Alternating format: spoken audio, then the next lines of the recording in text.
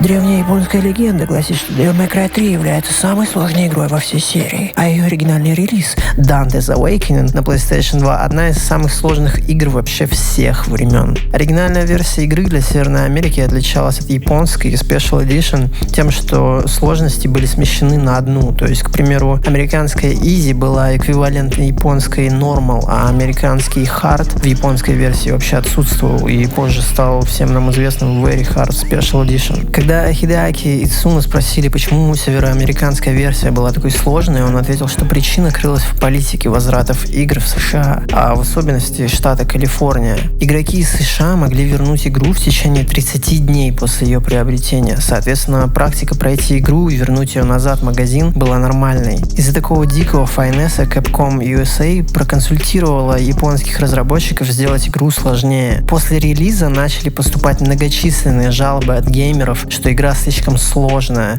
впоследствии чего она была упрощена и выпущена под названием Devil May Cry 3 Special Edition, а все копии оригинального Dante's Awakening были запрещены к продаже католической церковью и уничтожены. Проведя последние 10 лет путешествуя по миру, втираясь в доверие самым разным криминальным бандам, выполняя для них грязную работу, я пытался найти хоть одну оставшуюся копию. В надежде выследить хоть один диск или карту памяти я проводил все свободное время на дарквебе и черных рынках разных стран, зачастую пренебрегая сном и теплом женской компании. Я стал ночным хищником и отстранился от друзей и семьи. Мемы, над которыми я смеялся, не понимал никто вокруг меня. Я постоянно переезжал, менял одно имя на другое, я охотился. Пока наконец-то я не напал на след. Однажды в грязном баре Токио, принадлежащему якудзе, меня одернул незнакомец. Он сказал, что наслышан о русском со смешным голосом, и у него есть то, что я так давно искал. Но взамен он попросил о невообразимом. По правилам алхимии, чтобы что-то получить, нужно отдать что-то равной ценности. Он хотел, чтобы я дал ему самую лучшую игру, сделанную в России. Я не замешкался ни на секунду.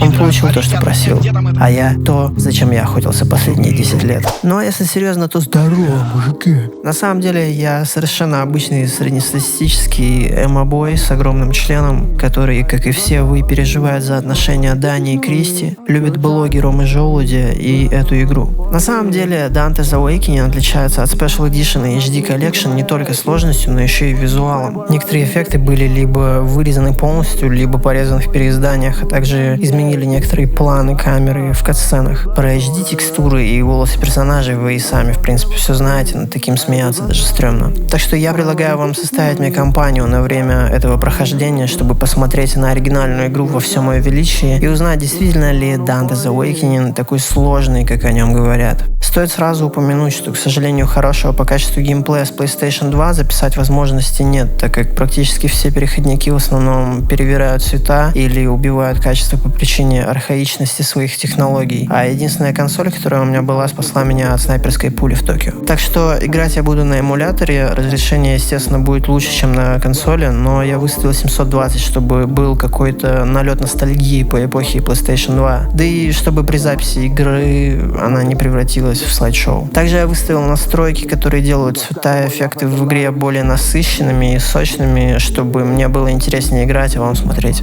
Что ж, первое, что нас встречает, это меню, которое очевидно отличается от Special Edition, а также прикольная фишка, вырезанная из переизданий, возможность стрелять по надписи Loading, нажимая на кнопку выстрела. Мелочь, а приятно. Такой интерактив даже в современных играх практически не встречается. Для этого прохождения я в основном буду юзать Swordmaster, так как после DMC 4 за Данте привыкаешь к нему и доджить удары прыжками. Сразу хочется сказать, что я не профессиональный игрок в DMC, это видно потому, как я тупо пропустил здесь поебалу, но на мой тайминг еще сказывается нестабильность FPS из-за записи. Начинаем вторую миссию. Враги наносят немного больше урона, чем Special Edition, и, возможно, мне кажется, но вроде как они здесь более агрессивные. На катсцене видны мои изменения, которые я внес, которые сделали эффекты более яркими, и, кстати, выглядит, по-моему, прикольно. В бою со шпаклей я не испытываю особенных проблем. Обычно я останавливаю первый удар своим, подпрыгиваю на второй атаке и продолжаю бить ей ебало. А а в катсцене вылетает супер красивый Левиафан, не запоротый, как Special Edition на ПК. Пацаны общаются, и начинается третья миссия. Не знаю, как вам, может, у меня со вкусом что-то, но новые цвета мне так сильно нравятся. Они как будто освежают игру для меня. Возможно, конечно, что сам образ игры запорот, но все равно клево выглядит как-то, типа трипово. Типичные такие обильные эффекты Блума для PS2. Даже появляется интерес проходить ее. Вот для сравнения, например, один и тот же левел Special Edition на ПК, PlayStation 2 и эмуляторе. На оригинальной PS2 уже, к сожалению, с такой картинкой играть ПК-бояром, избалованным HD, не к лицу. Но стоит отметить, что картинка действительно стала более блеклой и серой в переизданиях по сравнению с оригиналом. Нет таких эффектов свечения. Проходим первую секретную миссию, здоровья остается не так много, и я начинаю нервничать в попытках найти зеленый их орб, так как не буду использовать айтемы в прохождении вообще. Ну и, собственно, приходим общаться с Пёсей, объясняем, где ее место. Это очень крутой босс, и он был для многих людей на момент релиза причиной забросить игру, потому что у него большой мувсет, и ебет он довольно жестко тоже. Особенно если играешь первый раз, и ХП-полоска еще не прокачана даже толком. Тактикой с ним я выбираю обстреливать его из углов, где он не может меня завалить своими выпадами и не всегда попадает одиночными льдинами, которые выстреливают из пасти. Ну, короче,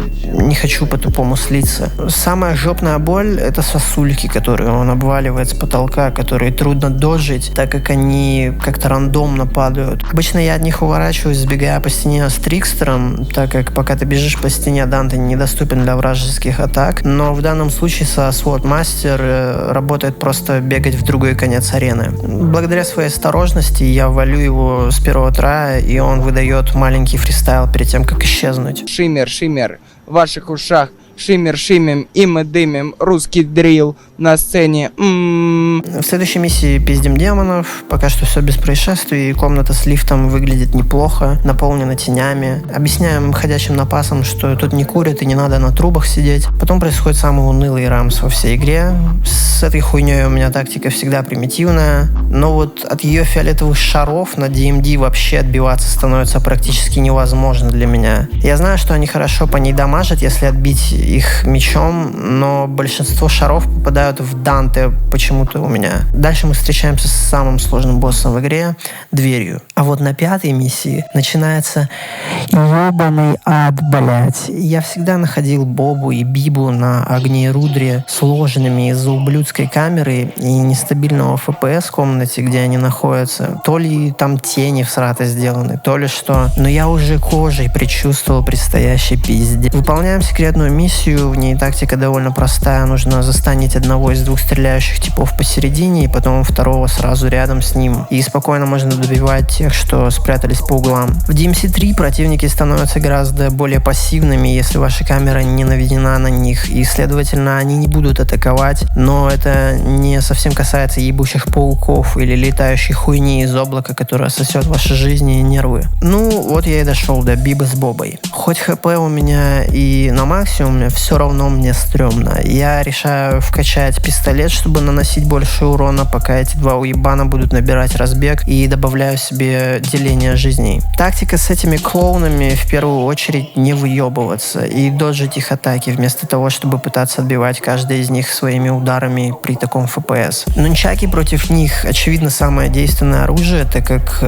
наносит максимально много ударов, не давая им открыть пасть, и дополнительно дамажит красной Бубе за счет того, что это стихийная атака, оставляя на нем лед. Главное в этом босс-файте — это захуячить обоих дурачков одновременно, иначе оставшийся возьмет оба меча и раздаст вам люлей за брата на все бабки. К сожалению, кому бы вы ни били ебало, второй Кен всегда будет заходить вам за спину и прятаться от камеры, чтобы потом напасть в крысу. Красный со словами «It's over», а синий «Take this», блять. И в случае с этим траем это реально over, нахуй, потому что вместо того, чтобы вернуться на середину арены, где бы я видел обоих дебилов, я встал к ним лицом и не доджил атаки. И именно в этот момент Я понял, почему эта игра считается сложной. Помните два режима игры Special Edition, золотой и желтый? Так вот, тут вам такого выбора не дают. Если вы умираете, вы начинаете миссию с самого начала. Вам не засчитывают секретные миссии, вы все бежите заново. Единственный вариант продолжить игру — иметь на себе желтую арбу. Носить же их можно с собой всего 3. А так как я не использовал айтемов на этом прохождении,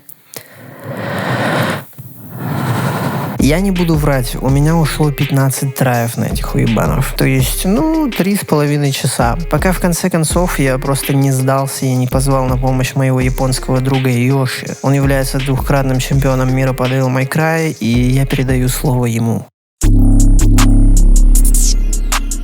さっさとよく言うよな。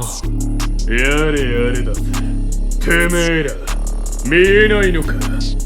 やろう。てよ。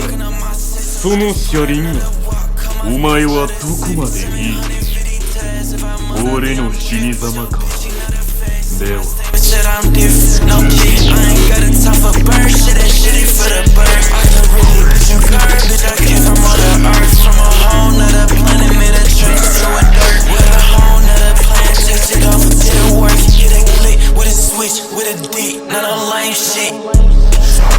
やるフィールデンターだ。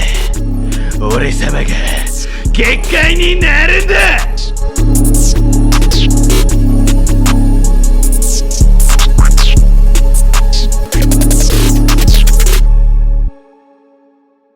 В следующей миссии мы пролетаем 3 комнаты с испытаниями, и 7 глава начинается с выстрела в голову. В ней я уже начинаю нервничать, потому что типы, которые спаунят шпакли, ебут довольно сильно, хп выпадает мало, зеленые орбы хилят не густо, и врагов просто жопой ешь. А в конце еще и должен быть первый файт с Вирджилом. По итогу у меня остается 4 деления здоровья, и я пафосно иду бить ебало Витали за то, что из-за его приглашения какая-то грязная шпакля наступила на мою пиццу своей пяткой. Вирджила я знаю довольно неплохо, но в оригинальной версии игры я не знаю, что от него ожидать. Потому тактика у меня довольно консервативная. Я бью его каждый раз, когда он открывается, ровно столько раз, пока он снова не пойдет в атаку. И застреливаю его пистолетами, пока он еще не начал делать свои мувы. Ничего внеземного, короче. Но мне кажется, первый бой с Виталией самым кинематографичным. Наверху башни, в полную луну, с льющим, как из ведра, дождем. Сразу же Вергилий дает мне понять, что он нихуя не играет и отнимает у меня 2 деления хп, оставляя только еще 2. А потом я проебываюсь с кнопками и вместо ударов стреляю по нему в упор, из-за чего он успевает очухаться и снимает мне все жизни, оставляя какую-то каплю. На этом моменте я уже начал реально беспокоиться, но приготовленный Йоши чай по рецепту его прабабушки пробудил во мне японский стоицизм, благодаря которому я разъебал малютку с нулевой попытки. Кстати, забыл сказать, что в оригинальной версии нет босс-файтов с Джестером, и слава богу, ибо он один из самых душных боссов. Левиафан не доставляет особых проблем, и выбравшись через его жопу наружу, мы приступаем к 9 миссии, в которой появляются одни из моих самых любимых противников — пауки. Ебать мой хуй, насколько же они жесткие на ДМД. Я порой на них тратил столько же времени, сколько и на боссах.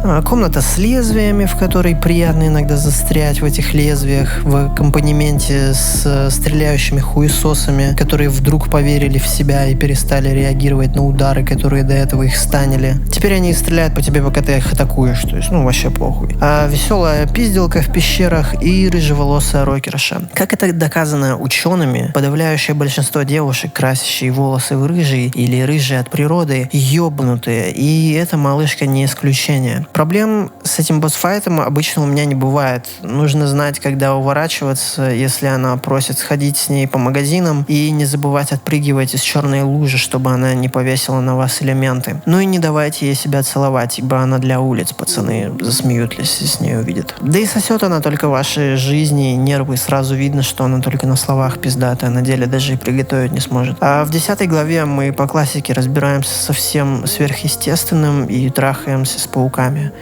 Уф. Леди на самом деле тоже не очень, конечно, стреляет по Данте постоянно. Из-за базированного Байтяни теперь мужчин не любит. Ну, такое. Пусть ее тоже фанаты The Weeknd забирают, им нравится драма. Мы чилим с паучихами на блоке. В 11-й миссии появляются любители кальяна, потом мы едем двигаться по городу под Мияги на Убере и приезжаем к Беовульфу. Я обожаю этого босса. Один из самых пиздатых воспоминаний, связанных с ним, это когда я сломал свой джойстик, купленный специально для DMC, об стену, и на ней остались идеальные выбоины от ручек и триггеров. Даже не представляете, как мне стало стыдно после этого за то, что я сломал купленную мною вещь, которая приносила мне столько удовольствия из-за нервов в моменте. Но также я помню момент, когда я на деле понял, что ты можешь заблокировать любой удар в игре, используя Royal Guard. Просто сидя на этом боссе и тренируя его тайминги, я был буквально поражен глубиной боевки и просто отлично проводил время. Даже на самом деле эти белые атаки можно блокировать, просто стоя на месте и быть недвижимым. Даже его таран можно останавливать правильно затаймленным блоком. На этом ране я планировал использовать Royal Guard, но забыл сменить стиль.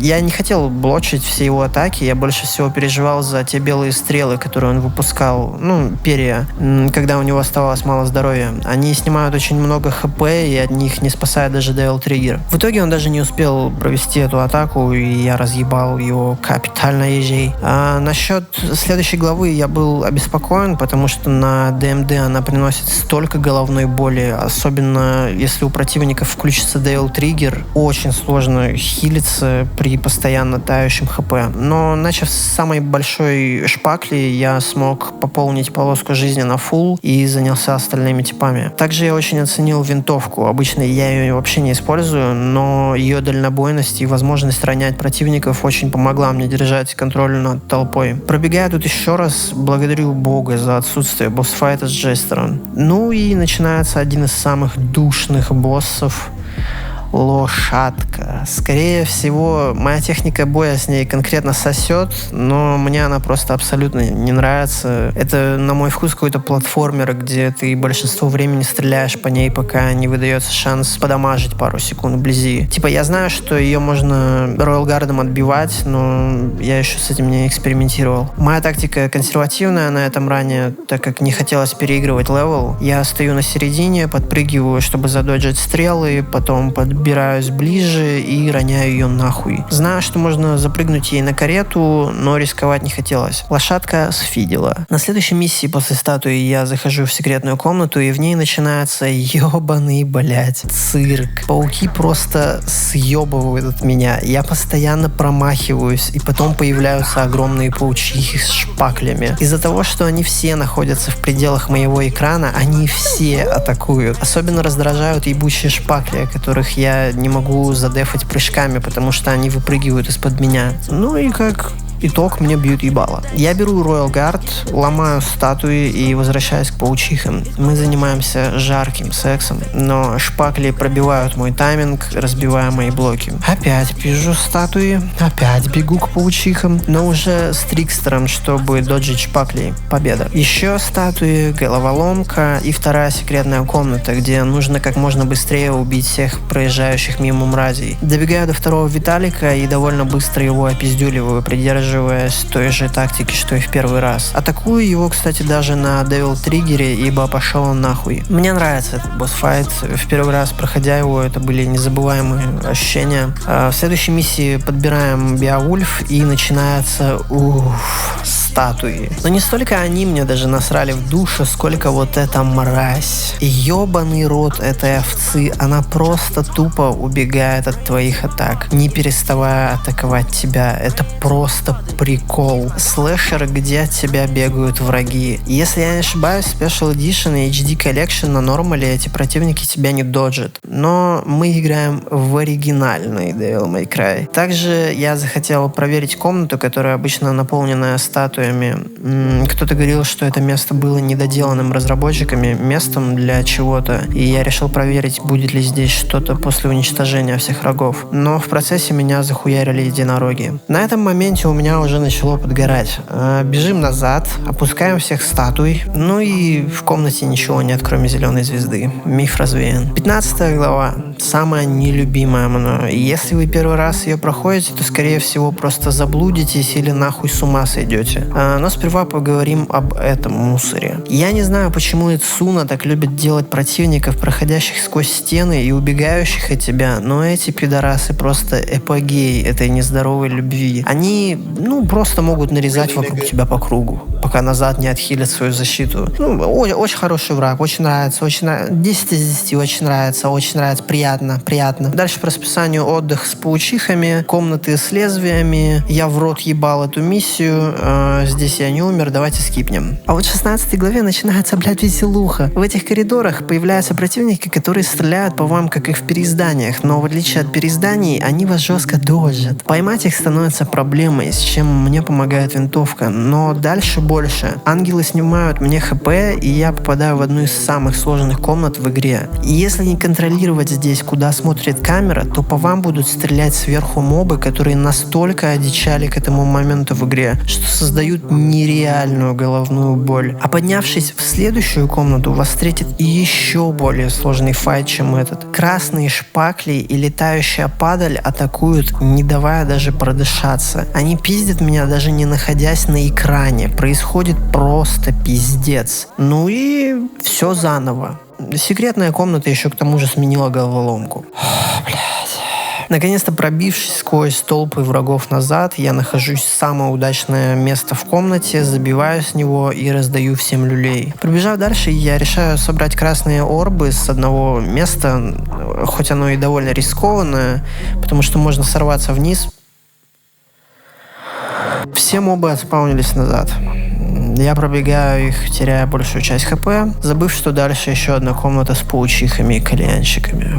В последний момент, чтобы не свидеть, я просто убегаю уже из комнаты, но потом понимаю, что моих жизней тупо не хватит на босс-файт с леди. Заново. Пиздить леди на самом деле больше скучно, чем трудно. Она постоянно убегает и не дает по себе много дамажить. То есть тут ничего сложного по сути нет. Она отлетает с нулевого трая. А эффекты в этой сцене мне, кстати, очень нравятся. Выглядит как-то поинтереснее, чем оригинал. 17 глава. Внутренние демоны. Немного платформинга. Раздаю пиздов за синюю арбу. Еще платформинг. Секс с паучихами. Пауки, кстати, всегда для меня были проблемой, но в этом ране я начал юзать Royal Guard против них и, на удивление, попадать в тайминг. Обычно в переизданиях я этого делать не мог. Самое действенное оружие против них, по-моему, это Агни и Рудра, которая поджигает их жопы в процессе атак, но также из-за того, что Данте застревает в собственных анимациях атак на этом оружии, он открывается для пиздюлей от этих дам. Появление вот этой мокроты, которую всегда, кстати, весело бить, и пора разобраться с собственной тенью, которую Данте называет позер. Мы все здесь эмо, так что понимаем его неприязнь, естественно. В этом босс-файте можно отбивать шары кала, которые кастует наша тень в нее саму, но я решаю не рисковать с таким FPS и просто открываю шторы в комнате этого любителя хентая. Проблема лишь в том, что такой тактики могло бы хватить на нормале в переиздании. Но в оригинале, то есть здесь, этот гандон делает невозможным просто бегать и бить по ставням. Он всегда будет открывать самую последнюю и руинить вам весь тайминг. Поэтому я открываю ставни, считая свои удары так, чтобы открывать их ровно, когда он будет рядом со мной, чтобы напасть на меня в крысу. И пока его станет свет, я просто перебегаю к следующей ставне и проделываю все то же самое. Для нас по итогу разблокируется стиль Doppelganger, геймплейные преимущества которого я так и не понял на самом деле. И мы переходим к 18-й миссии. Этой миссии я боялся еще в начале прохождения, потому что без айтемов на ревайв или чекпоинтов это может очень сильно затянуться. Почему? Одно слово. Шахматы. На ДМД здесь я потерял абсолютно все нервы. Мне пришлось лезть в интернет и смотреть гайды, чтобы понять, как пройти этот ад. В гайдах советовали брать Беовульф в основном и джамп-канцелить все говно из короля, не тратя время на остальные фигуры. Но в этом ране я начал бить всех подряд, чтобы понять, насколько сильно они дамажат, и в итоге, уничтожив короля, на выходе меня встретили вот эти пацаны. Все закончилось кончилось печально. По фесту опять пижу шахматы, попутно привыкая к Jump Cancel. Выхожу с 3 делениями здоровья, блядь. Ссу на лицо этим крылатым кентам и оказываюсь на Crazy Boss Rush. Тактик здесь где-то 5. Есть 4 круга, каждый из которых вмещает в себя разных боссов. Каждый кристалл, в свою очередь, отвечает за босса одного. Пройдя этих боссов и соединив на этом камне всех их в круг, вам открывается портал, чтобы съебаться отсюда. А пройдя всех боссов, вы получаете синюю арбу. Понимая, что зеленый кристалл — это Агни и Рудра, я выбираю круг из 5 боссов, лишь бы не пиздиться с ними. Первым мы выходим раз на раз с ведьмой. Калина Эн облегчает битву миллион раз, так как пока баба крутится на месте, стреляя по ней, можно восстановить себе Devil Trigger и сбить с нее защиту. Она умудряется меня поцеловать, но почему-то вместо того, чтобы высосать жизни, отлетает в аут. Видимо, она уже боится со мной связываться, поняв, что мой похуизм опасен для девчонок ее типажа. Следующий босс-файт — Биомразь. Кайфуем с ним здесь, пока он не проводит атаку с летающими перьями, от которых мне вроде удается увернуться, подбежав к нему вплотную. Бью ему ебало, короче. Выхожу из этого босс-файта с неполным хп и пользуюсь хилкой, заботливо оставленной японскими разработчиками. Следующий босс — Лошадка. Опять застреливаю эту мразь, уходя от нее с 4 делениями хп. И на этом моменте я понимаю первое. Я перепутал синий с голубым и дал пизды не тому боссу. А также то, что, отхилявшись последней зеленой арбой на левеле, мне не хватит жизни на еще 3 боссов оставшихся. И потому единственным выходом из данной ситуации является рискнуть всем и пойти на рамсы с Бобой и Бибой. А если я обосрусь, то мне придется переигрывать левел заново, еще 30 минут. То есть заново ебучие шахматы, ангелы и боссы. Собрав волю в кулак, взяв нунчаки и Royal Guard, началась реальная финальная битва этого рана. Будто это сцена превозмогания, занимая, где главный герой показывает весь свой личностный рост, произошедший за этот долгий путь, а ставки высоки, как никогда прежде. 19 глава. Небольшой замес на красивой арене. В этой версии, кстати, зеркала какие-то нереально крепкие и очень часто меняются. Ну и начинается самый отвратный босс-файт во всей игре. Мало того, что Аркхем выглядит как куча говна с руками, так он еще и стреляет какими-то летающими самонаводящимися змеями, дамажащими так щедро, что на DMD вы будете охуевать от злости на Ицуну, поместившего это недоразумение в игру. Чтобы вы поняли, это настолько шикарный босс, что даже самые лучшие игроки в Devil May Cry на второй его фазе просто застреливают его из пистолетов, чтобы не подходить к нему близко. И тактика с этой мразью простая. Первая фаза — бьем ему ебало, расстреливаем из Калина Н этих то ли пираний, то ли акул, а на второй фазе просто застреливаем его из пистолетов, пока Верджил будет его хуярить вблизи. Только не забывайте, что Виталик будет его атаковать только если будете это делать вы, поэтому стреляем. И когда он будет выпускать змей, прыгаем, чтобы их задоджить. Можно прыгать вообще не переставая даже, то есть, главное не стоять на месте. Ну и как бы делаем сосать лежать, получается ему. Ну что же, друзья, этот знаменательный момент настал. Последняя миссия на оригинальной версии Devil May Cry 3 Dante's Awakening для PlayStation 2, сделанная специально для американского рынка. С этим босс-файтом у меня связаны приятные воспоминания. Это, наверное, самый сложный босс, которого я когда-либо проходил до сегодняшнего дня вообще. Первый раз, проходя игру, у меня ушло где-то 3 дня, чтобы изучить мувсет Виталика и понять, когда я могу его атаковать и, как следствие этого, победить. Но когда я проходил это на DMD, ебаный в рот, у меня ушла неделя. Дойдя до Верджила, через всю игру я осознал, что ни мое оружие, то есть Rebellion с Агни и Рудра, ни мой стиль не могут мне обеспечить победу. Когда Виталик включал Devil Trigger, он попросту слишком быстро регенерировал, а я не наносил достаточно дэмэджа, чтобы обогнать его реген. В итоге мне пришлось лезть на YouTube и пересматривать вообще все прохождения DMC3 на DMD, чтобы понять, что мне приходится полностью поменять стиль игры и научиться играть с Jump Cancel. Я не был никогда фанатом Беовульфа как оружия, но чтобы пройти этого ебаного демона-киборга из 2005 года, запрограммированного трахать все живое и при этом называть его скам, у меня не осталось выбора. После целой недели траев на этом левеле я наконец-то прошел его, и счастью моему не было предела. В этом ране я решил не использовать использовать jump cancel, а как бы отдать должное кинематографичности этого столкновения, используя только меч. Я хочу поблагодарить всех, кто досмотрел это видео.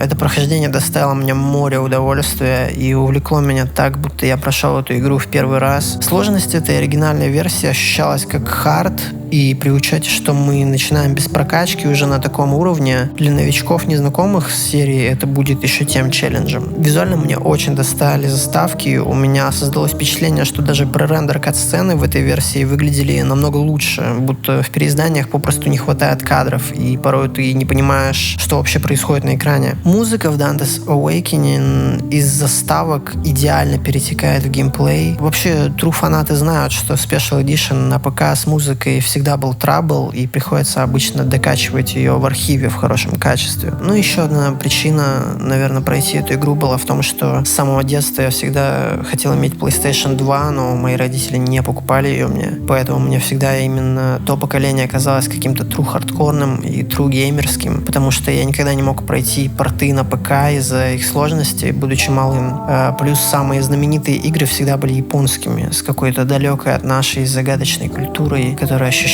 какой-то инопланетной и не от мира сего, от чего вызывало интерес. Первый раз, когда я познакомился с хардкорным геймингом или японскими играми, был детский лагерь, где мы за рублей 100 играли на PSP в Tekken какого-то старшего типа, по очереди застревая на боссах, смотря как играет кто-то другой и пытаясь понять, как их пройти, обмениваясь догадками и предложениями. И для меня подобные игры всегда были будто играми старшего брата, в которых я не был особо хорош, но пытался приобщиться и быть на том же уровне. Но боевка в этой игре настолько глубокая. Я только после этого прохождения вспомнил, что я за весь геймплей даже не использовал таунт для повышения стиля, не использовал взрыв, Devil Trigger. То есть здесь настолько бесконечное поле для экспериментов. И остается лишь надеяться на то, что когда-то в будущем мы еще увидим такие же игры, которые можно будет причислить к предметам искусства, которые смогут увлечь нас или следующее поколение, и они станут предметом для разговоров, видео и частью общей культуры, объединяющей разные страны и национальности, которые смогут подарить столько же приятных эмоций, единомышленников и просто хорошо проведенного времени. А если вы, досмотрев до этого момента, сука, все еще не знаете name, Devil May Cry.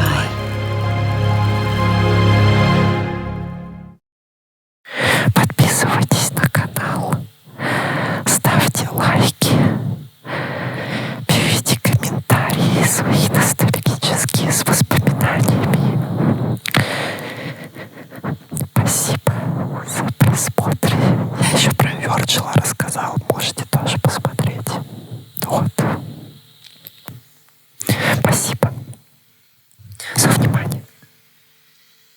Могу вам еще рэп прочитать напоследок. I'm a lyrical, spiritual individual, spiritual, lyrical. Ладно, все, пацаны, хватит с вас.